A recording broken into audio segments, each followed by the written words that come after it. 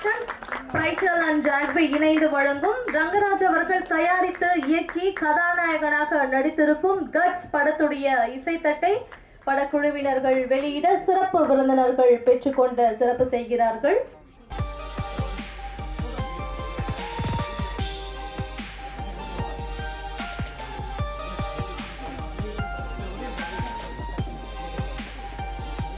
அலங்கரிக்கும் என் பத்திரிகை நண்பர்கள் எல்லாருக்கும் மீண்டும் ஒரு வணக்கம்.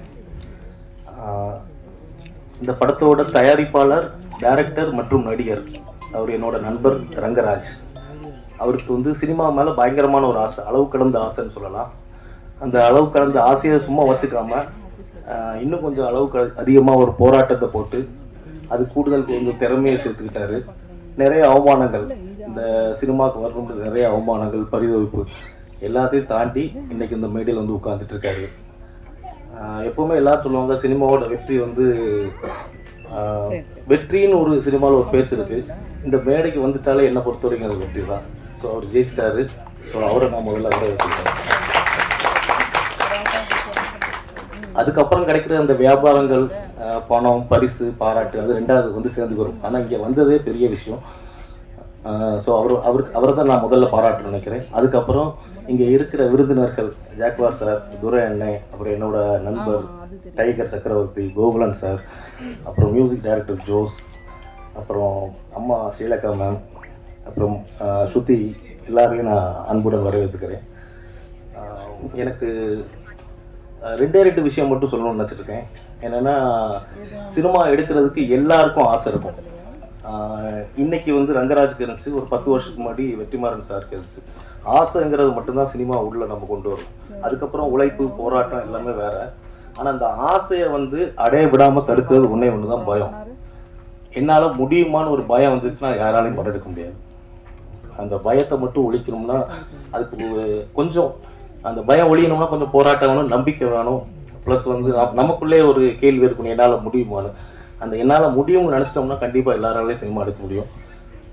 இந்த மேடைக்கு வர்றது ரொம்ப கஷ்டம்னு சொல்லுவாங்க. ஆனால் அந்த பயத்தை மட்டும் ஒழிச்சிட்டோம்னா ரொம்ப ஈஸி. பயப்படாமல் இருந்தோம்னா எல்லாரும் சினிமாவில் ஜெயிக்கலாம். இன்னொன்று என்ன சொல்கிறோம்னா, நான் சொல்லணும்னு ஆசைப்பட்டது என்னென்னா, இந்த மாதிரி சினிமா வரும்போது எல்லாரும் கேட்குறாங்க, எதுக்கு இந்த மாதிரி ஒரு படத்தை எடுக்கணும்னு. ஸோ சினிமா எடுக்கிறது எல்லாருக்கும் ஒரே ஒரு கேள்வி இருக்குது, ஏன் இந்த மாதிரி ஒரு சினிமா எடுக்கணும்.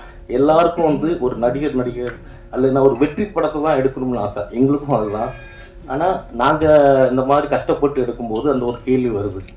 இந்த கேள்வியை உடைக்கணும்னா இதுக்கு ஒரே ஒரு வழி, இந்த படத்தோட வெற்றி தான். இந்த படம் இல்லை, இது மாதிரி ஒரு 100 நல்ல சினிமாக்கள் வரணும்.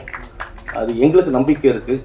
அந்த நம்பிக்கைக்கு முழு காரணம் நீங்கள் மட்டும்தான். இந்த பத்திரிகை நண்பர்கள் இந்த படத்தை கண்டிப்பாக இந்த ட்ரெய்லர் பார்த்துருப்பீங்க. உங்களுக்கு கண்டிப்பாக ட்ரெய்லர் பாட்டில் ஒரு நல்ல எண்ணம் உங்களுக்கு வந்திருக்கும். ப்ளஸ் இப்போ நாங்கள் எல்லாம் பேச போகிற அந்த விருந்தினர்களோட பாராட்டு இந்த படத்தை கொண்டு போக வேண்டிய இடத்துக்கு கொண்டு போக நம்புகிறேன். ரொம்ப நன்றி. வந்திருக்கும் அனைவருக்கும் வணக்கம். மேடையில் இருக்கும் பெரியவர்கள் அனைவருக்கும் வணக்கம். பத்திரிகை நண்பர்களுக்கும், தொலைக்காட்சி தோழர்களுக்கும், இன்டர்நெட் இனியவர்களுக்கும், என் உயிருக்கு நிகரான தமிழ் பெருங்குடி மக்களுக்கும் நன்றி கலந்த வணக்கத்தை சொல்ல ரொம்ப பெருமை அடைகிறேன். நான் கட்ஸ் ட்ரெய்லர் பார்த்தோம், மிக மிக அற்புதம். ஒரு கைத்தட்டலாம்னு நினைக்கிறேன், வேகமாக கைத்தட்டலாம். ஏன்னா உடம்புக்கும் நல்லது, உள்ளத்துக்கு நல்லது, ஹார்ட்டுக்கு நல்லது. ஒரு மிகப்பெரிய ஆக்ஷன் ஹீரோவை நம்ம பார்க்குறோம். ஆனால் அவர் பார்த்தா சாந்தமாக இருக்காரு. பார்த்தா அந்த வாயில் அருவாளை கட்டிட்டு வேட்டியை தூக்கிட்டு திரும்பின ஒரு ஸ்டைல் சூப்பர், பிரமாதமாக பண்ணியிருக்காரு. அவரே டைரக்டரு, அவரே தயாரிப்பாளர், மிக மிக அற்புதமாக பண்ணியிருக்காரு. அப்புறம் இஸ்மாயில் அவர்கள் வருஷத்தில் ஒரு 2 படம் ரிலீஸ் பண்ணிடுவார். அவர் மேடையில் உட்கார்ந்துருக்காரு. எங்கள் கில்டு செக்ரட்டரி துரை அவர்கள் மற்றும் மேடையில் இருக்க அனைத்து பிரிவுகள், எங்கள் அன்பு சகோதரி ஸ்ரீலகா மேடம், சகோதரர் அவர்கள் அனைவருக்கும் வாழ்த்துக்கள் சொல்லிக்கிறேன். ஏன்னா இந்த மாதிரி படம் பத்திரிகை தான் நீங்கள் இந்த படத்தை பெருசாக கொண்டு போகணும். நிச்சயமாக உங்களால் மட்டும்தான் முடியும். ஏன்னா இன்னைக்கு இந்த இடத்துல இவ்வளோ கூட்டம் வந்திருக்க காரணமே ரொம்ப சந்தோஷமா இருக்கு. என்ன அழைத்தது ஸ்ரீமதினு ஒருத்தவங்க, அவங்க தான் கூப்பிட்டுருந்தாங்க, எங்கள் ஊருக்காரவங்க. என் கூட வந்திருக்க ஜெனிபர், என் படம் ஜாகுவாரில் சிலம்ப வேளாங்கண்ணி நடிக்கிற அவங்களும் என் கூட வந்திருக்காங்க. அவங்களுக்கும் வாழ்த்து. வருங்கால ஹீரோயின் அவங்களுக்கு வாழ்த்து. ஒரு சிலம்பு போயிட்டு பிரமாதமாக பண்ணியிருக்காங்க. வந்தால் பெருசாக ட்ரெய்லர் போடும்போது மிரட்டலாக இருக்கும். ஸோ அது மாதிரி பண்ணியிருக்காங்க. இந்த படத்தில் நடிச்ச அத்தனை பேருமே நல்லா பண்ணியிருக்காங்க. ஹீரோயின் நல்லா பண்ணியிருக்காங்க. பிரகாஷ் ஃபைட் மாஸ்டர் என்னோட அன்பு சகோதரன் அவர் பண்ணியிருக்காரு, ரொம்ப அற்புதமாக பண்ணியிருக்காரு. டான்ஸ் மூமெண்ட் நல்லா இருந்துச்சு, டயலாக் நல்லா இருந்துச்சு, பாடல் நல்லா இருந்துச்சு, எடிட்டிங் நல்லா இருந்துச்சு, கேமரா நல்லா இருந்துச்சு. டோட்டலாக இந்த படம் கட்ஸ் அப்படிங்கிறதுக்கு ஒரு சரியான கட்ஸ்னா என்ன அப்படின்னு நம்ம நினைச்சோம். அன்பு சகோதரி சொன்னாங்க கட்ஸ் அப்படின்னா என்னன்னு சொன்னாங்க. கட்ஸ் அப்படின்னா எல்லாம் எது வேணாலும் எடுத்துக்கலாம். போலித்தனமான கட்ஸ் இருக்கு, நியாயமான கட்ஸ் இருக்கு. இந்த படம் வந்து நியாயமான கட்ஸ். ஏன்னா அந்த மாதிரி ஒரு ஆக்ரோஷமான படம் ரொம்ப நாளாச்சு நம்ம திரையில பார்த்து. ஒரு புதுமுக ஹீரோ இந்த அளவுக்கு பிரமாதமா பண்ணியிருக்காருன்னு போது அவருக்கு பாராட்டணும். அதே மாதிரி ஹீரோயினி மேடம் அவங்களுக்கும் வாழ்த்துக்கள். ரொம்ப சந்தோஷம் உங்களை பார்த்து மகிழ்ச்சி. இந்த படம் மிக மிக பிரமாதமாக வெற்றி பெறணும் அப்படிங்கிறது மனமாற வேண்டுறேன். வேண்டிக்கிட்டே எப்பவும் சொல்ல மாட்டான். எல்லாம் வந்து புரட்சித்தலைவர் எம்ஜிஆர் நம்ம படம் பார்த்தோம். அவர் பெரியவங்களை மதிக்கணும், தாய் தந்தையை மதிக்கணும் அப்படி சொல்லி கொடுத்தாரு. அதே மாதிரி நீங்கள் எல்லாரும் தாய் தந்தையை மதிங்க. வாழ்க்கையில் ஜெயிக்கணும்னா அம்மா அப்பாவை மதிக்கணும். பெரியவங்களை மதித்தா மட்டும்தான் வாழ்க்கையில் ஜெயிக்க முடியும்.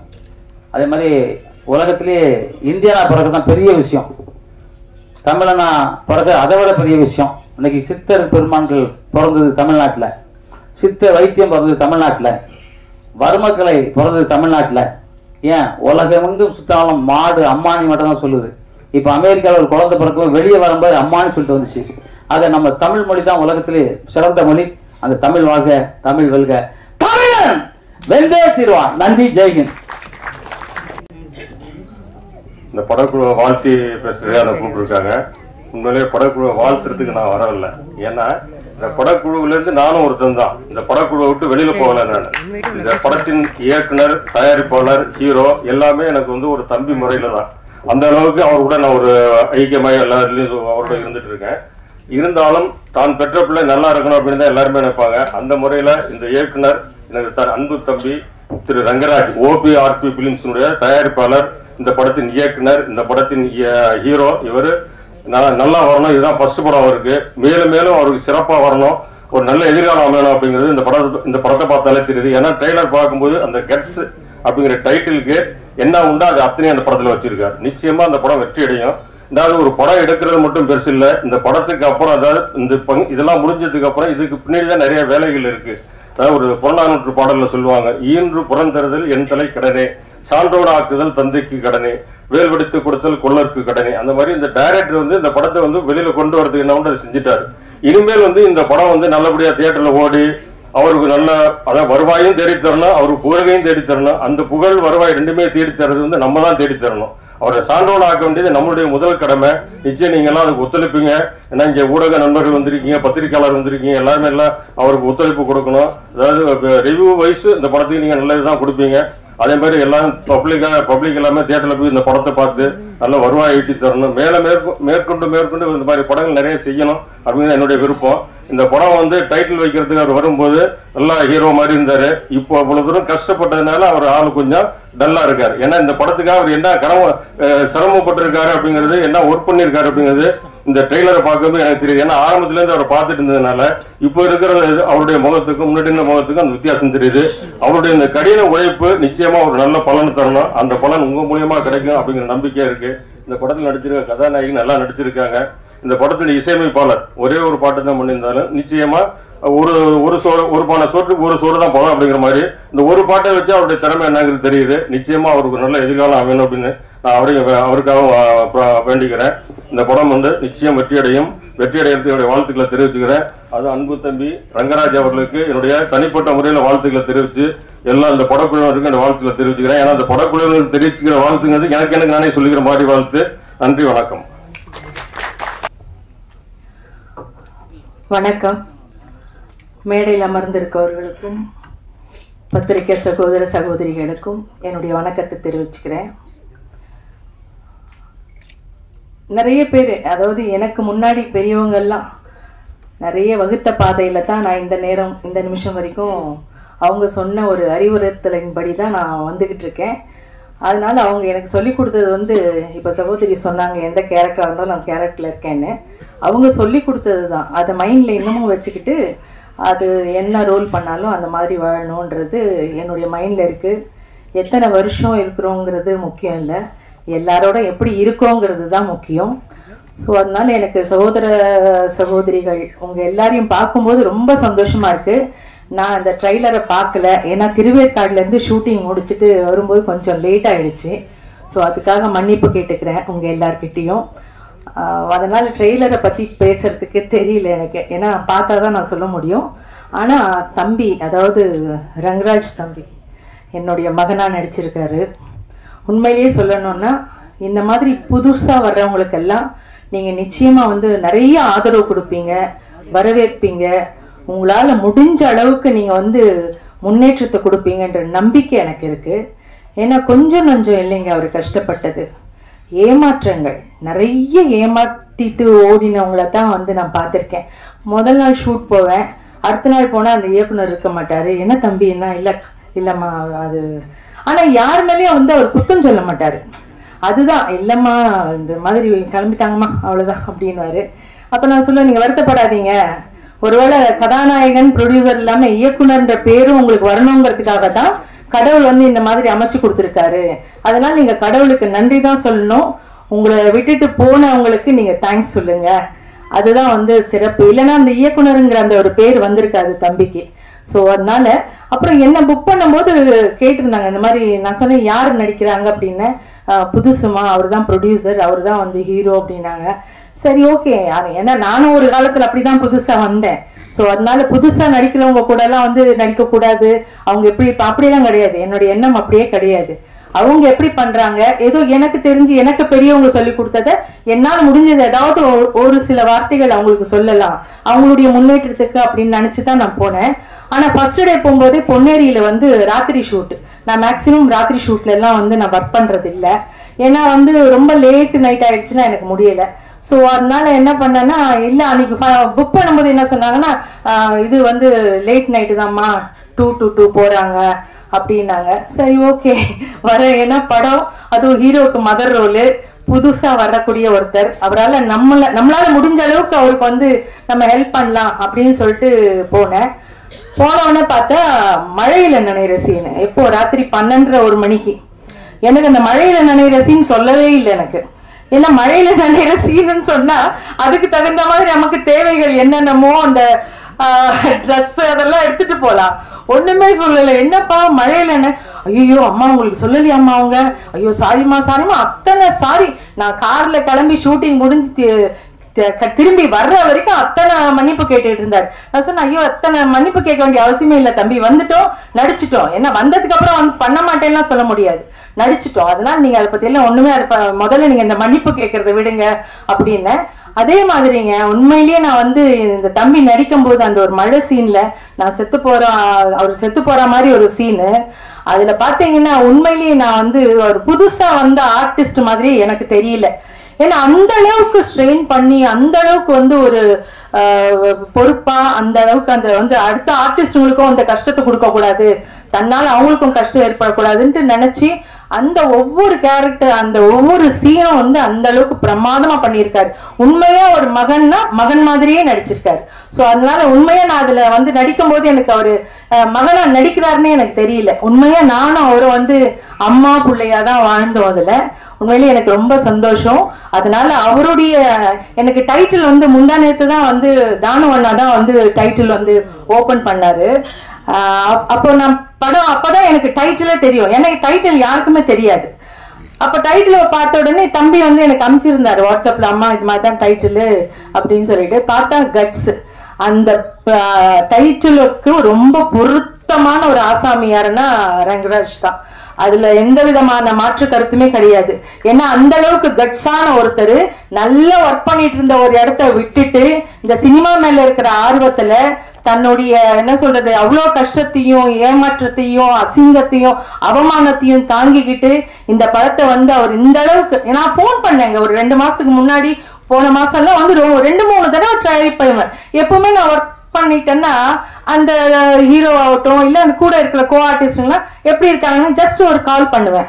தம்பிக்கு 2 மாசமா போன் பண்றேன், போனே எடுக்கல. எனக்கு ஏன் தம்பி எடுக்க மாட்டேங்கிறாரு, என்ன எம்எல்ஏ ஏதாவது வருத்தமா கோவமா என்னாச்சு, என்ன படம் ரிலீஸ் பண்ண முடியலையா, ஏன் எதுக்குன்னு மண்டையை போட்டு பிச்சுக்கிறேன். அதுக்கப்புறம் வந்து தம்பி வந்து அன்னைக்கு ஃபோன் பண்ணி இந்த மாதிரி இல்லை வந்து படம் ரிலீஸ்க்காக நான் கொஞ்சம் வந்து அலைஞ்சிட்டு இருந்தேன், அதனால தான் உங்க ஃபோன் எடுக்கல, சாரி தப்பா எடுத்துக்காதீங்கம்மா, இப்போ வந்து எல்லாத்தையும் நல்லபடியாக முடிச்சுட்டேன், நாளைக்கு வந்து இது மாதிரி தானவண்ணன் கிட்ட போயிட்டு டைட்டில் வைக்கிறோம் அப்படின்னோடனே, ஓ இதுக்காக தானப்பா, நீ அதெல்லாம் கவலையே படாத, நிச்சயமா ஒரே ஒரு விஷயம்ப்பா, நம்ம இந்த இடத்துல வந்து சாதிக்கணுங்கிற விஷயம் இருந்தா தான் கடவுள் வந்து நம்மளை இங்க கூட்டிட்டு வருவாரு. இல்லைன்னா வேற ஏதாவது நீ ஒர்க் பண்ற இடத்துலயே ஒர்க் பண்ணிட்டு அங்கேயே ஹாயா இருந்திருக்கலாமே, இங்க வர வேண்டிய அவசியமே இல்லையே. அதனால நிச்சயமா உன்னுடைய அந்த டெடிகேஷனுக்கு, அந்த சின்சியர் ஒர்க்குக்கு, நீ அந்த தொழில் மேல வச்சிருக்கிற பக்திக்கு கண்டிப்பா நீ நிச்சயமா நல்லா வருவ அப்படின்னு சொன்ன. அதுக்கு தகுந்த மாதிரி அந்த பேரும் அவருக்கு ரொம்ப சூட்டபிளான ஒரு நேம், கட்ஸ். உண்மையிலேயே அவர் ரொம்ப கட்ஸானவர் தான். அதனால நீங்க எல்லாரும் சேர்ந்து உங்க வீட்டு பிள்ளையா நினைச்சு அந்த பிள்ளைய நிச்சயமா நீங்க உங்களுடைய எழுத்து உங்க கையில தான் இருக்கு, எல்லாமே உங்க கையால் அவர் வந்து இன்னும் மேன்மேலும், அதாவது இவர் வந்துட்டாருன்னா இன்னும் அடுத்தடுத்து கூட படங்கள் நிறைய வர்றதுக்கு, நிறைய பேருக்கு வந்து வாய்ப்புகள் கொடுக்கறதுக்கும் ஒரு பெரிய விஷயமா இருக்கும். அதனால நீங்க எல்லாருமா சேர்ந்து அந்த தம்பிய உயர்த்தி விடணும்னு உங்ககிட்ட நான் தாழ்மையோட கேட்டுக்கிறேன். எனக்கு பேச வாய்ப்பு கொடுத்ததுக்கு நன்றி, வணக்கம். வணக்கம். இந்த விழாவில் கலந்து கொள்வதற்காக இங்கே வந்திருக்கக்கூடிய ஆண்டோர்களே, சான்றோர்களே, அதை காட்டிலும் இந்த படத்திற்கு இங்க இருக்கவங்களை விட அங்க இருக்கக்கூடிய விஐபிகளை ஏன் சொன்னா, இங்க இருக்கவங்க வாழ்த்துவோம் போயிடுவோம், இதை எங்க கொண்டு சேர்க்கணும் அப்படிங்கிறது உங்க கையில இருக்கு. சின்ன படங்கள் எல்லாத்துக்கும் எப்போதும் ஹெல்ப் பண்ணக்கூடியவங்க நீங்க. அதனால பத்திரிகை நண்பர்கள் இந்த படத்தை முதல் வெற்றி படமாக்குவதற்காக வேண்டி உங்களுடைய அனைத்து சப்போர்ட்டையும் செய்யணும்னு ஃபர்ஸ்ட் கேட்டுக்கிறேன். ட்ரெய்லர் சாங் பார்த்தோம், ரொம்ப நல்லா இருக்கு, அற்புதமா இருந்துச்சு. கட்ஸ், சினிமா எடுக்கக்கூடிய எல்லாருக்குமே கட்ஸ் இருந்தா மட்டும்தான் சினிமாவுக்கு வருவான். சாதாரணலாம் பணம் இருந்தவங்களாம் சினிமா எடுக்க முடியுமா? முடியாது. கட்ஸ் இருக்கவங்க தான் சினிமா எடுக்க முடியும். அம்மா சொல்லிட்டாங்க அவருடைய எவ்வளவு பெரிய கட்ஸ் உள்ள ஆள் அப்படின்னு. அதை விட ஒரு மூத்த நடிகர்கள் தன்னுடன் நடித்த நடிகரை பாராட்டுவது அதை விட சிறப்பு வேறொன்றும் இல்லை. நல்லா நடிச்சிருக்காரு அப்படின்னு நம்ம ஸ்கிரீன்ல பார்த்தோம், அதை விட அம்மா பாராட்டினது ரொம்ப சந்தோஷமான விஷயம். ஏன்னு சொன்னா, பழம்பெரும் நடிகர்கள் நடிகைகள் நம்மளை பாராட்டுவது என்பது சாதாரண விஷயம் அல்ல. ஏன்னா அவங்க ரொம்ப பேரை பார்த்து ரொம்ப பேர் கூட நடிச்சு அப்படி வந்தவங்க, அப்படிப்பட்டவங்க பாராட்டியிருக்காங்க. நண்பருக்கு என்னுடைய முதல் வாழ்த்துக்கள். இந்த படம் கண்டிப்பா இப்ப எப்படி பிரஸ்காரங்க எல்லாரும் வந்திருக்கோமோ அதே மாதிரிக்கு ஒரு வெற்றி விழாவிலையும் நம்ம கண்டிப்பா கூடணும். ஏன் அப்படின்னு சொன்னா, ஒரு முதல்ல ஒரு தயாரிப்பாளர் வர்றாரு அப்படின்னு சொன்னா, சின்ன படம் பெரிய படம் அப்படிங்கிறத ஃபர்ஸ்ட் விட்டுருங்க, எல்லாமே படம். எல்லாமே படம். பணம் எப்படியோ அதே போலதான் படமும். பணத்துல 100 ரூபா இருக்கும், 500 ரூபா இருக்கும், 1000 ரூபா இருக்கும். அது மாதிரி செலவு செய்த பொறுத்து படங்கள் வேறுபடலாம். ஆனால் படம் படம் தான். என்ன கதை தேவைப்படுதோ, இந்த கதைக்கு என்ன தேவைப்படுதோ, அவங்ககிட்ட என்ன காசு இருக்கோ அதுக்கு தகுந்த மாதிரி படம் எடுத்திருப்போம், அவ்வளவுதான். ஆனால் இந்த பெரிய படத்தை காட்டிலும் சின்ன படங்கள் வெற்றி பெறுகின்ற போது அந்த தயாரிப்பாளர் அடுத்தடுத்து படம் எடுக்கிறதுக்கு வாய்ப்புகள் வந்துருது. ஆனால் இங்க எப்படி வர்றோமோ அதே மாதிரி திருப்பி படம் எடுக்கிறாங்கன்னு சொன்னா அது குறைஞ்சு போச்சு. அதை மாத்தி கொடுக்கணும்னு சொன்னா நாம் ஒரு வரைமுறையை வச்சு அந்த வரக்கூடியவர்களுக்கு வழி தெரியாட்ட கூட சரியான வழியை காமிச்சு எப்படி ரிலீஸ் பண்ணணும், எப்படி வியாபாரம் பண்ணணும், என்னன்னு பண்ணி காமிச்சிட்டோம்னு வச்சுக்கோங்க, அவங்களுக்கு போட்ட பணம் வந்துட்டு சொன்னாலே அடுத்த படம் எடுக்க ஆரம்பிச்சிருவாங்க. அதனால ஒண்ணுமே இல்லாட்டும் 50 குடும்பமாவது வாழ்ந்துகிட்டே இருக்கும். அதான் உண்மை. அது எல்லாருக்கும் உங்களுக்கு தெரியும். ஒரு 10 வருஷத்துக்கு முன்னாடி படம் எடுத்தவங்க இன்னைக்கு சின்ன படம் எடுக்கிறாங்கன்னு சொன்னா இல்லைங்கிற அப்படிங்கிற ஒரு சூழ்நிலை வந்துருச்சு. அதனால நான் என்ன சொல்றேன்னு சொன்னா, இந்த மேடையில தலைவரும் செயலாளரும் இருக்காங்க. படம் எடுப்பவர்களுக்கு எப்படி வியாபாரம் பண்ணணும், எப்படி ரிலீஸ் பண்ணணும் அப்படின்னு நம்ம ஒரு குழுவை அமைச்சு அவங்களுக்கு ஒரு வழிகாட்டுதலாக இருந்தால் அது சிறப்பாக இருக்கும்போது என்னுடைய தனிப்பட்ட கருத்து. ஏன்னா சிலர்கள் படம் எடுத்துருந்தோம், அவங்களுக்கு வழிமுறை தெரியாதனால திருப்பி ஓடி போயிடுறாங்க, சினிமாவே தப்பு அப்படிங்கிற ஒரு சூழ்நிலைக்கு தள்ளப்பட்டிருந்தாங்க. அப்படி தள்ளப்பட்டு விடக்கூடாது. சரியான திட்டமிடலும் சரியான ரிலீஸும் சரியான வியாபாரம் இருந்தா சினிமா எப்போதும் வாழ்ந்துகிட்டு தான் இருந்து வாழ வச்சுக்கிட்டு தான் இருக்காங்க. அதனால இந்த படம் நிச்சயமாக வெற்றி படமாக அமைய வேண்டும், அமையும் என்பதை என்னுடைய ஆசை. என்னன்னு சொன்னா, அவர் அடுத்த வருஷம் படம் எடுக்கணும், அடுத்தடுத்து படம் எடுத்துக்கிட்டே இருக்கணும், நம்ம இதே மாதிரி ஃபங்க்ஷன்ல கூடிக்கிட்டே இருக்கணும், இதுல நல்ல விஷயங்கள் நடந்துகிட்டே இருக்கணும் அப்படிங்கிறக்காண்டி இந்த படத்தை வெற்றி படமாக ஆக்குவதற்கு இந்த மீடியா நண்பர்கள் தான் எல்லாரும் சப்போர்ட் பண்ணணும் கண்டிப்பா. அதனால பெரிய படத்துக்கு நீங்க சொன்னாலும் சொல்லாலும் ஆள் போயிருவாங்க. இந்த படத்தை ஒருவேளை சில சில தவறுகள் எல்லா படத்திலும் இருக்கும். இப்ப எல்லா படத்திலும் தவறுகள் இருக்குல்ல. ஒரு வீடுன்னு எடுத்துக்கிட்டோம்னு வச்சுக்கோங்க. அந்த வீட்டுல என்ன செய்வோம் சொன்னா ஃபர்ஸ்ட் நல்லதை தான் காமிப்போம். ஹால் எப்படிங்க, பெட்ரூம் எப்படிங்க அப்படின்ட்டு யாரும் போய் பாத்ரூம் திறந்து காமிக்கிறது இல்லை. அதனால சின்ன விஷயங்கள் தவறுகளாக இருந்தால் கூட மன்னிச்சுட்டு பெரிய விஷயங்களை பூஸ்ட் பண்ணி இந்த படத்தை பெரிய வெற்றி படமாக்க வேண்டும் என்று உங்கள் அனைவர்களையும் வேண்டி விரும்பி தாழ்மையுடன் கேட்டுக்கொள்கிறேன். நன்றி, வணக்கம். அனைவருக்கும் வணக்கம். மேடையில் அமர்ந்திருக்கும் அனைத்து பெரியவர்களுக்கும் நண்பர்களுக்கும் எதிரே அமர்ந்திருக்கும் பத்திரிகையாளர்கள் என்னுடைய வணக்கத்தை தெரிவித்துக் கொள்கிறேன். ஒரு காலத்திலாம் இயக்குநர்களுக்கு எவ்வளவு மரியாதை இருந்துன்னு உங்களுக்கு தெரியும். இன்னைக்கு இயக்குநர்கள் அந்த மரியாதை இல்லை. அந்த விஷயத்துல ஒரு படத்தை அவர் எடுத்து தயாரிச்சு அதை இயக்கி நடிச்சிருக்கிறாரு. 4 கேரக்டர் நீ கண்டிப்பா போய் பார்க்கணும். தியேட்டர்ல நல்ல ரிவ்யூ எழுதுங்க. அவருக்கு என்னுடைய வாழ்த்துக்கள். இந்த மேடை நான் வேற விதத்துக்காக பயன்படுத்த நினைக்கிறேன். இன்னைக்கு தயாரிப்பு சங்கம் மூலமா ஒரு அமைப்பு ஆரம்பிச்சு அதுக்கு என்னுடைய வாழ்த்துக்களை தெரிவிச்சுக்கிறேன். அதை தாண்டி இன்னும் பலாயிரம் அதாவது தொழிலாளிகள் அங்க இருக்காங்க பெப்சி யூனியன்ல. அவங்களுக்கு எல்லாம் வாழ்வாதாரம் போயிடும். என்ன அப்படின்னு பாத்தீங்கன்னா, தயாரிப்பு சங்கத்துல யாரெல்லாம் உறுப்பினரோ அவங்களுக்கு மட்டும் அந்த வாழ்வாதாரம் இருக்கும். கிட்டத்தட்ட 50 ஆண்டு காலம் ஒரு பழமை சங்கம் அது. தமிழக முதல் அவர்களுக்கும் இந்த சினிமாவில் தான் வந்திருக்காங்க. அவங்கள்ட்ட சரி, தமிழக துணை முதல் ஒரு சினிமாவில் தான் வந்திருக்காங்க. இந்த தொழிலாளர்கள், அதாவது தொழிலாளி இல்லைன்னா முதலாளியே இல்லை. நம்ம பழைய படத்தெல்லாம் பார்த்திருப்போம். ஒரு பண்ணையார் ஒருத்தர் நின்று இருப்பாரு, இந்த பக்கம் ஒரு 10 பேர் உட்காந்துட்டு இருப்பாங்க, ஒருத்தர் கீழே உட்கார்ந்து இருப்பாங்க. அங்க இருந்து ஒருத்தர் நடந்து வந்துட்டே இருப்பாரு. என்ன விஷயம் கேட்பாரு. இல்ல தம்பி, 10 ரூபா கூலி கேட்டோம், அதனால என்ன அடிச்சுட்டாங்க அப்படிம்பாங்க. இந்த பக்கம் பண்ணையார் என்ன சொல்லுவான் அப்படின்னா, கூலிக்கார பயில்க, இவனுக்கு யாரா 10 ரூபா கூலி கேட்கணும் அப்படின்னு ஒரு வசனம் இருக்கும்.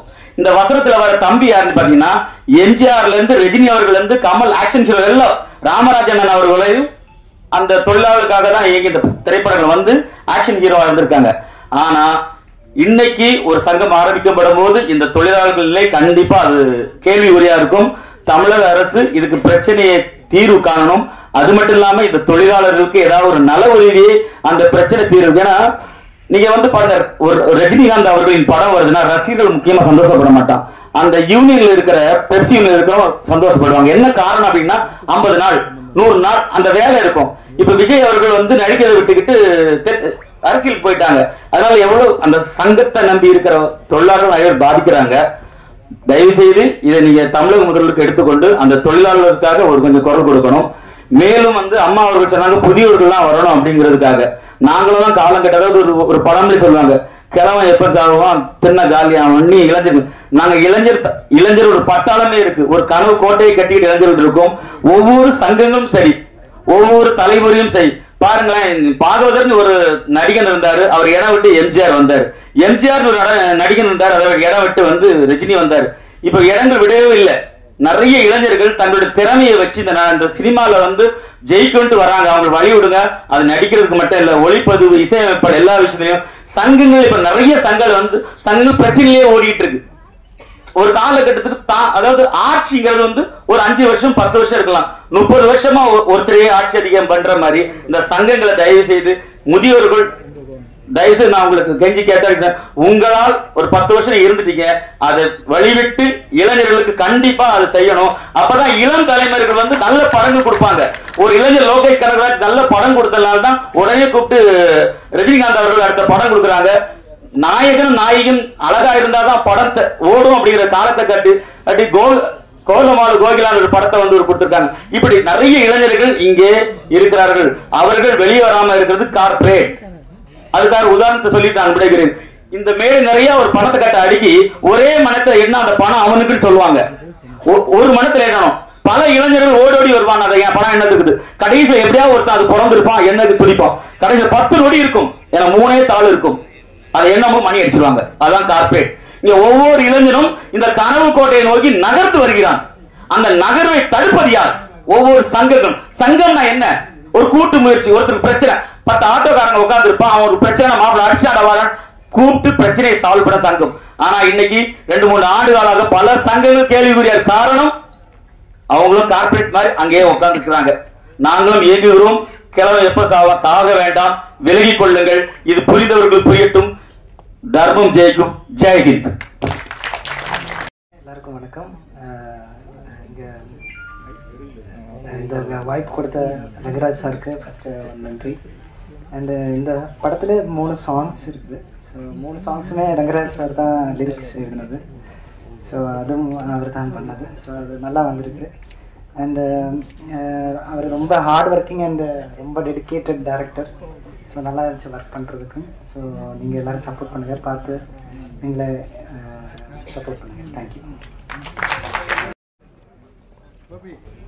அனைவருக்கும் வணக்கம். மீடியா ரெப்ரசன்டேட்டிவ்ஸ், ஸ்டேஜில் இருக்கிற டிக்னிட்டரிஸ் எல்லாருக்கும் ரொம்ப வணக்கம். கட்ஸ். ஃபர்ஸ்ட் ஆஃப் ஆல் இந்த சான்ஸ் எனக்கு கொடுத்த ரைட்டர் டைரக்டர் ரங்கராஜ் சார் ரொம்ப ரொம்ப தேங்க்யூ சார். நான் செகண்ட் ஹீரோயினாக பண்ணியிருக்கேன்னு மேம் சொன்னாங்க. எஸ், ஆனால் கேரக்டருன்றது ஒவ்வொரு ஸ்டோரிக்கு ஏற்ற மாதிரி மாறும். ஸோ இதில் எனக்கு கொடுத்த கேரக்டர் என்னை பொறுத்த வரைக்கும் ரொம்ப ஒரு டிஃபிகல்ட்டாக நான் எஸ்டாப்ளிஷ் பண்ணியிருக்கிற ஒரு character. I was very blank. நான் உள்ளே போகிறப்ப அதுக்கான ஃபுல் சப்போர்ட் கொடுத்து எப்படி பண்ணோம், என்ன பண்ணோம், how should I portray the character எல்லாமே எனக்கு கற்றுக் கொடுத்த ரங்கராஜ் சார் ரொம்ப ரொம்ப தேங்க்யூ சார். ஒவ்வொரு இன்ச்சான ஒரு டீட்டெயில்ஸ் நீங்கள் எனக்கு கற்றுக் கொடுத்தீங்க. Yes, it is a new platform. எனக்கும் இது ஒரு நியூ பிளாட்ஃபார்ம். ஆனால் நீங்களும் இதில் ஒரு நியூன்றது அவ்வளோ ஈஸியாக என்னால் கண்டுபிடிக்க முடியல. ஏன்னா நான் என்ன பண்ணுறது என்னை விட பர்ஃபெக்டாக நீங்கள் வந்து எனக்கு நடிச்சு கற்றுக் கொடுத்தீங்க. அண்ட் அதான். And I just want to say thank you so much for the opportunity. Everyone, all the dignitaries என்னை மென்ஷன் பண்ணதுக்கும், ஆல் த மீடியா ரெப்ரசன்டேட்டிவ்ஸ் எவ்ரி ஒனுக்கு ரொம்ப மென்ஷன் பண்ணதுக்கு ரொம்ப தேங்க்யூ. கட்ஸ் படத்துக்கு உங்கள் சப்போர்ட் கண்டிப்பாக வேணும். ப்ளீஸ் உங்கள் சப்போர்ட்டை கொடுங்க. Thank you so much.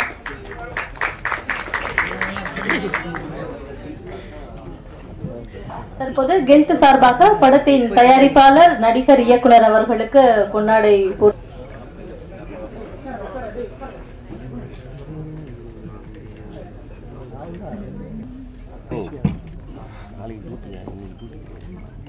கலைத்தாய்க்கு என் முதல் வணக்கம். வந்திருக்கும் அனைவருக்கும் என் நன்றி கலந்த வணக்கங்களை பணிவுடன் தெரிவித்துக் கொள்கிறேன். நான் இந்த இடத்துக்கு வர்றது காரணமா இருந்த எனது ஹுண்டாய் மோட்டார் இந்தியா லிமிடெடுக்கும் அதன் நிறுவனரான சங் பாங்கு அவர்களுக்கும் எனது மனமார்ந்த நன்றிகளை தெரிவித்துக் கொள்கிறேன்.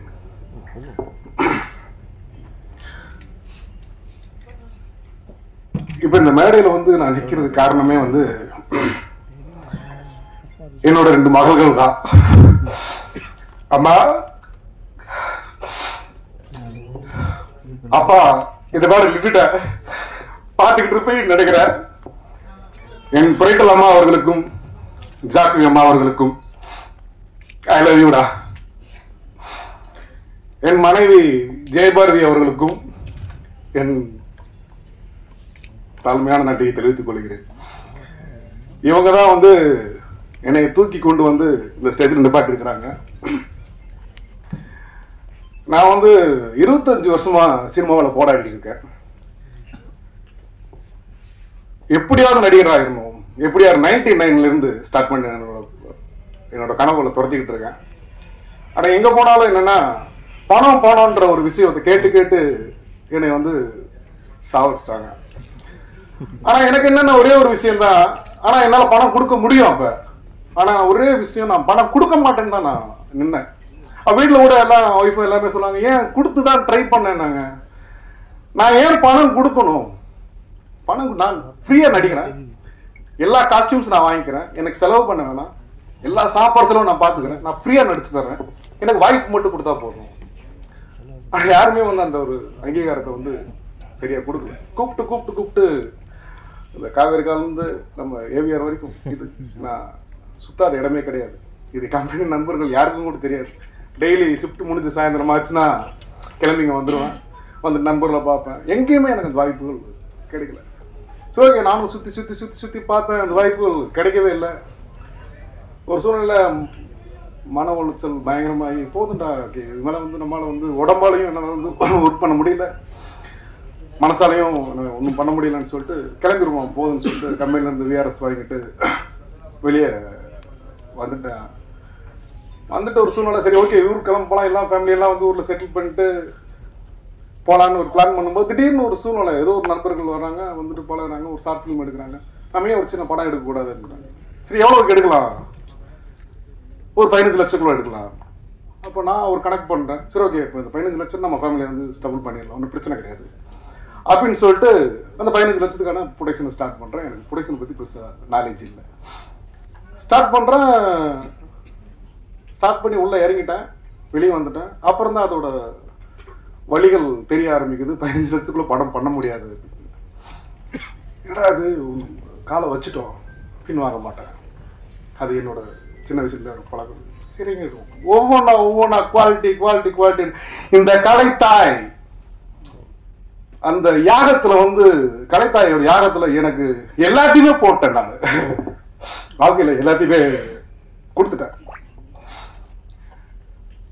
இந்த கொடுத்துட்டு என்ன பண்ண போறேன்னு தெரியல லைஃப்ல. அப்பயும் என் மகள்கள் வந்து அப்பா விடுப்பா பாத்துக்கலாம், அம்மா என்னம்மா நம்ம 15 லட்சம்லாம் வந்து சப்போஸ் நம்மளை ஏத்துக்கிறாங்க பிரச்சனை இல்லை, 15 லட்சம் படம் போடுறோம், நம்மளை ஹீரோவா ஏத்துக்கிறான்னு பிரச்சனை கிடையாது அப்படின்னு சொல்லிட்டு படம் ஓடுது, ஓடல, ஓகே 15 லட்சம் நம்ம சேஃப் அப்படின்ட்டு. அப்புறம் ஒன்னொன்னா போட போட போட போட மொத்தமா போட்டு அம்மா என்னம்மா என்னால குவாலிட்டியில காம்ப்ரமைஸ் ஆக மாட்டேன் சின்ன வயசுல இருந்து. அம்மா என்னம்மா மொத்தமா போட்டு என்னம்மா நம்ம கிட்ட அப்பா விடுப்பா பாத்துக்கலாம், கீழ இருந்து மேல வந்தோம், நீ நில்லுப்பா, இந்த மேடையில ஒரு நாள் நீ பேசுவப்பா, அதுல அங்க பாக்கணுப்பா அப்படி. அம்மா திரும்பவும் சொல்றேம்மா ஐ லவ் யூப்பா. ஏன்னா எனக்கு சினிமா பின்னாடி கிடையாது, அரசியல் பின்னாடி கிடையாது, பணம் பலம் கிடையாது. ஒரு கடைக்கோடியில கூடலூர்னு ஒரு ஊர்ல இட்லி சுட்டு வித்துக்கிட்டு இருக்கிற ஒரு அம்மாவோட பையன் தான். அவன் இன்னைக்கு வந்து ஒரு நடிகனா நிக்கிறன்றது என்னால நம்பவே முடியல. எங்க வீட்டுல எல்லாரும் வந்து இங்க நிறைய பேர் கேட்டாங்க என் வீட்டுல கூப்பிடலன்னு. என் மகளுக்கு ஒரே வாசம் தான், நான் தியேட்டர்ல உன்னை பார்க்கணும், அது வரைக்கும் உன்னை பார்க்க மாட்டேன், சரிம்மா அப்படின்னு சொல்லிட்டு இது பண்ணேன். அதே மாதிரி இந்த படத்துல ஒர்க் பண்ண எல்லா நண்பர்களுக்கும், ஏன்னா வள்ளிகள் நிறைய சந்திச்சாலும் நிறைய நண்பர்கள் எனக்கு உதவுனாங்க. சிவாடி செந்தில் சார், டைகர் சக்கரவர்த்தி சார், நிறைய பேர் எல்லாருமே இதுக்கு அதே மாதிரி ஒர்க் பண்ண எல்லாருமே வந்து பயங்கரமான ஒரு ஒர்க்கர்ஸ். ஏன்னா நான் என்ன நினைக்கிறேன்னா இந்த சினிமாவில் வந்து பாத்தீங்கன்னா மேல இருக்கிறவங்க மேல வந்துகிட்டே இருக்கிறாங்க, படம் வர்ற சேர்றவங்க சேர்ந்துகிட்டே இருக்கிறாங்க. இந்த அடித்தட்டு மக்கள் கீழே ஒர்க் பண்றாங்கல்ல டெக்னீஷியன்ஸ், அந்த வழிகளை நான் பார்த்தவனா. ஏன்னா நான் ஒர்க் பண்ணாலும் ஒர்க்கே கிடையாதுங்க. இந்த லைட் மேன்ஸ் தூக்கிட்டு ஓடுறாங்க பாத்தீங்களா, சான்ஸே கிடையாது. Hats off to all technicians. ஏன்னா அவ்வளோ கஷ்டப்பட்டு ஒர்க் பண்ணும்போது அவங்களுக்கான ரெகக்னைசேஷன் பார்த்தீங்கன்னா அன்னைக்கான சம்பளம் தான். ஏன் அவங்களுக்கு வந்து எக்ஸ்ட்ரா பண்ண யாருமே மனசு வர மாட்டேங்குது. ஒரு லாபம் வருது, அந்த லாபத்திலேயே அவங்களுக்கு வந்து ஏதாவது பண்ணணும்னு தோண மாட்டேங்குது. இன்னைக்கு நான் என்ன சொன்னா, ஃபர்ஸ்ட் ஸ்டார்ட் பண்ற இந்த படத்தை, பட் அது நம்பிக்கையில தான் சொல்றேன், நடக்குமா நடக்கலாம்னு தெரியல, இயற்கையை தான் பார்த்துக்கணும். இந்த படத்துல என்ன ஒரு லாபம் வந்தாலும் வருமானம் தெரியல, இயற்கை தான் பண்ணணும். வந்தா இனிமேல் அவுபிஆர்பி ப்ரொடக்ஷன் எல்லா தயாரிக்கிற எல்லா படத்துலையும் வர்ற லாபத்துல 50% வந்து இந்த சினிமா துறை சார்ந்தவர்களுக்கும் தமிழக மக்கள் கஷ்டப்படுற மக்களுக்கும் தான் என்னோட பங்கு போய் சேரும். அதெல்லாம் வந்து நான் வந்து எல்லாருக்கும் தெரிவிக்க விரும்புறேன். அதே மாதிரி இன்னொரு சின்ன விஷயம் என்னன்னா, இந்த சிறிய முதலீட்டு படங்கள் வந்து இருக்கு இல்லைங்களா, அது வந்து ஏன் ஓட மாட்டேங்குது அப்படின்னா, ஓட மாட்டேங்குது அப்படின்னு இல்லை, அது வந்து டிக்கெட்டோட ரேட் இருக்கு இல்லையா. இப்ப தல அஜித் சாரோட படம் வருது ஓகேங்களா, அவர் வந்து அவரை 200 ரூபா கொடுத்து பார்ப்பாங்க, என்ன யாரும் 200 ரூபா கொடுத்து பார்ப்பாங்க, புரியுங்களா. அப்ப அந்த இடத்துல வந்து 200 ரூபா கொடுத்து என்னை பார்க்க மாட்டேன், சின்ன படம் தோல்வி தானே அடையும். அப்ப அந்த இடத்துல வந்து நீ டிக்கெட் விலையை குறைச்சு பாருங்க, அங்க போற கூட்டம் அதே கூட்டம் இங்க வரும். இன்னொரு விஷயம் என்னன்னா, இந்த நார்மலா படம் எல்லாருமே ஒரு ஸ்ட்ரெஸ் இருக்கும், லைஃப்ல எல்லாருமே கஷ்டங்கள் இருக்கும், வலிகள் இருக்கும். அதை போக்குற ஒரே ஒரு விஷயம் சினிமா மட்டும்தான். சினிமான்ற ஊடகம் மட்டும்தான் எல்லா வழிகளையும் போக்கும். அந்த போக்குறது பார்த்தீங்கன்னா இப்ப வந்து சினிமா யாரு பாக்குறாங்க அப்படின்னா, அப்பர் மிடில் கிளாஸ் தான் வந்து வீக்லி ஒன்ஸ் படத்து போறாங்க. மிடில் கிளாஸ் பாத்தீங்கன்னா மந்த்லி ஒன்ஸ் பிளான் பண்றாங்க. ஏன்னா 200 ரூபா டிக்கெட், 4 பேர் போனா 800 ரூபா, அது உள்ள போனா ஸ்நாக்ஸ் வந்து எல்லாம் சேர்த்து 2000 ரூபா வந்துடும், அவங்க வந்து பிளான் பண்றாங்க. அப்ப லோயர் கிளாஸ்ல இருக்கிறவங்க யாருமே படம் பார்க்கறதே கிடையாது. அப்போ வழிகள் அவங்களுக்கு எப்படி போகும்? போகாதுல்ல. ஸோ முன்னாள் முதல்வர் மாண்புமிகு புரட்சித்தலைவி அம்மா அவர்கள் ஒரு திட்டம் முன்னாடி போடுறதா கேள்விப்பட்ட, அது கேன்சல் ஆச்சான்னு எனக்கு தெரியல. அதே மாதிரி இந்த தியேட்டரை வந்து அவங்க எடுத்து நடத்துற மாதிரி சொல்லியிருந்தாங்க போல. பட் அது சரியான டீட்டெயில்ஸ் எனக்கு தெரியல. நான் என்ன கோரிக்கை வைக்கிறேன்னா, மாண்புமிகு தமிழக முதல்வர் மு.க. ஸ்டாலின் அவர்களுக்கு என்னோட தாழ்மையான கோரிக்கை என்னன்னா, இந்த 50 ரூபா டிக்கெட்டுக்கு வர்றதுக்கு என்ன வழிகள் பண்ணணுமோ அதை தயவு செய்து பண்ணுங்க. ஏன்னா இதை வந்து நான் வந்து ஒரு பிச்சையாவே கேட்கிறேன், நான் கலை பிச்சையா கேட்கிறேன் நான். ஏன்னா அவ்வளவு ஒரு சிறிய முதலீட்டு படங்கள் வந்து வெளியே வராம, ஒரு தாயின் கருவறையிலிருந்து வெளியே வர முடியாம துடிக்கிறாங்க. அவ்வளவு படங்கள் வெளியே இருக்குது.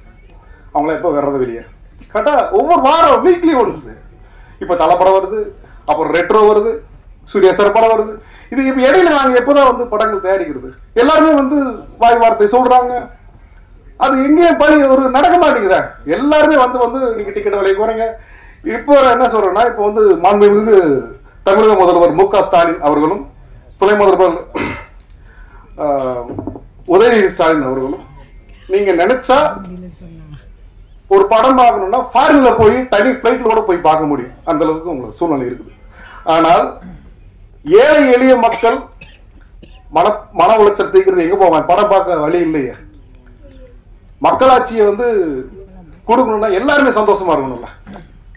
அதனால தயவு செஞ்சு இந்த டிக்கெட் விலையை வந்து நீங்க குறைக்கிறதுக்கான வழிகளை பாருங்க.